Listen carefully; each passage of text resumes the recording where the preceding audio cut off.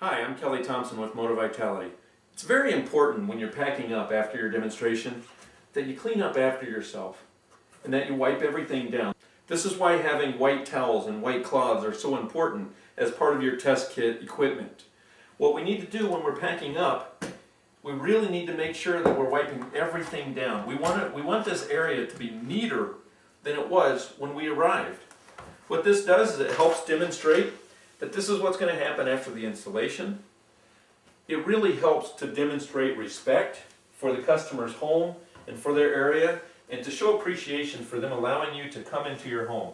So again, this area really needs to be neater, not as neat, but neater than it was when you arrived at the home.